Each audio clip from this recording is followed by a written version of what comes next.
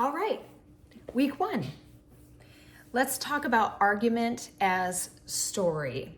Now, like I said in the welcome video, English 1001, Critical Thinking and Writing, builds on what you did in English 1000. But the shift here is from a more general and personal type of writing into argument with a focus on narratives and critical thinking.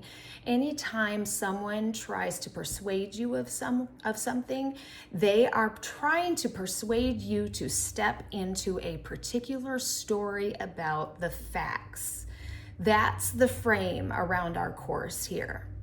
Every argument that someone brings to the table comes in the form of a story. We're going to start by talking about what that means and looking at some examples and trying to search out what those stories are, okay? So let me give you an example to start, okay? I am a mom of athletes, and that means that I travel a lot. And so I am on airplanes all the time. I am going to football games, I am going to volleyball games, and I am going to cheer competitions all over the country. So you will see that in my discussion example for the week. So take a look at that and you can see why I say that. So let's say I'm on a plane and I'm all set up. We're above 10,000 feet now. So I have, I'm on a flight somewhere to a game or something. And I am set up with my computer. I have to do some work while I'm flying. So I'm all set up with my computer. I've got my water bottle here and I've got my computer at just the right angle, and I've settled in for my 4-hour flight to Detroit or wherever. So now just as I get all set and I get engaged in my work, the Wi-Fi is working great. I'm so excited. This is going to be a really productive flight. The passenger in front of me decides to push the button and recline his seat. Lovely. My computer gets bumped, my screen goes askew, my water bottle falls into the aisle and makes all sorts of noise, and everything is discombobulated. My knees are up against the back of the seat. I'm wondering about this person's kidney health because I'm so tightly wedged in there now that they're reclining back into my space. Now, here's the question. I've shown you a story, right? Here's the facts of the event. Actually, let's back up. Here's the question. Is it rude? Is this person reclining their seat on the plane in front of me? Is that a rude thing that they just did? Well, let's look at the stories at work. Now, the person in front of me has a story. This is their story. The button is there. The airline put it there. It's part of the design of the seat. The seat reclines. So since the seat reclines, that implies that you're allowed to do that. You're allowed to recline your seat. Now that person paid for his seat. He has every right to recline it. So that's the recliner's story. My story is, well, he didn't ask if I would be comfortable if he reclined his seat. He didn't consider if it was going to impose into my space.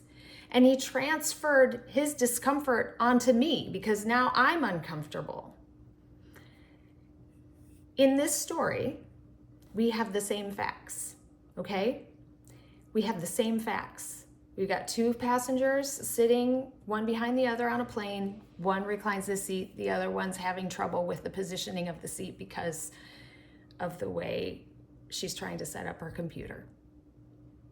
Now, one story is a story of individual rights. The person in front of me says, I paid for my space, this is how the seat works, I'm gonna use it this way. End of story. My story is, hey, we live in a shared space here on this plane. Your choices affect me. We're in this together, buddy. You should have asked me first. The story determines the conclusion before an argument even begins. It's all about who's telling what story. Now that is the move that every argument makes. There's a story, there's a narrative with every argument that you encounter. It doesn't just present evidence, it constructs a narrative. And that's the core idea And the core example I want you to remember as we get started. Arguments construct narratives. There's conflict, there's stakes, there's affected parties, and there's resolution. It works just like a story. Now, the more skillfully the story is built, the more persuasive it feels, whether reasoning is sound or not, okay? If it's a skillfully built story, you're probably going to get me to really consider whether I'm going to inhabit that story or adopt that story and agree with that story along with you, okay? Arguments like this surround all of us every single day. Political arguments, things we see on social media, things that happen at school, things that happen at work. Every argument wants you to inhabit a story. Critical thinking helps you decide whether that story is worth inhabiting, okay? Whether it's worth it for you to adopt that story as real and true and one that you can get on board with, okay? Now, why does this matter? Our goal here isn't to be suspicious of every argument that we encounter. The goal is to be aware. When I encounter an argument out in the world, I am being asked to believe that a story is true. Now, will I believe that that story is true, or will I see that there are other stories at work in terms of what that argument is showing me? We're going to learn how to see the story being built and then decide deliberately whether to inhabit it. Am I going to take on the story of the guy in the seat in front, or am I going to take on the story of shared spaces of the person sitting behind him?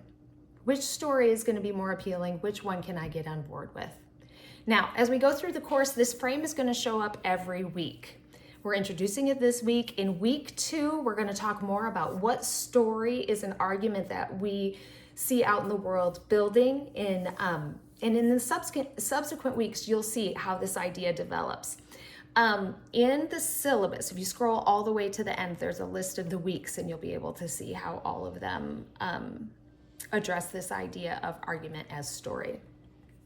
Now, this week, what I want you to do, if you haven't already done it, I know I mentioned this in the welcome video too, but if you haven't done it already, you're going to see that the course frame document is linked here on the page, and so you can go ahead and read that. It's short, but it kind of sets up this whole idea. Then I want you to complete the student learning contract if you haven't done that already. Read the assigned text and also the reading notes on rhetoric and rhetorical situation right here on the week 1 lesson page. Then you're going to participate in the discussion board. And on that discussion board, I'm going to ask you to think about what's one of the stories that you're in your life right now. Not necessarily an argument, but just what's your story right now? What is one of your stories right now? One of my stories right now is that I am a sports mom and I travel a lot, and that has a particular effect on my life. And I'm living a certain experience as a result of it. So what's a story that you're a part of right now? That's one way. Sharing those stories helps us get to know each other and understand each other a little bit and see commonalities between us and things like that. So I'm going to have you start by introducing yourself that way in the discussion board, and then you're going to move on to find a persuasive text and ask, what story is this persuasive text asking? The instructions are all laid out for you in the discussion board, so don't feel like you needed to pick that up just from me talking right now. It's just meant to be an introduction. I'm genuinely excited about this material, so excited to approach argument as story with you. I think you're going to find it useful far beyond this class, so make sure you reach out with questions this week if you have them, and I look forward to getting to know you and start rating your work.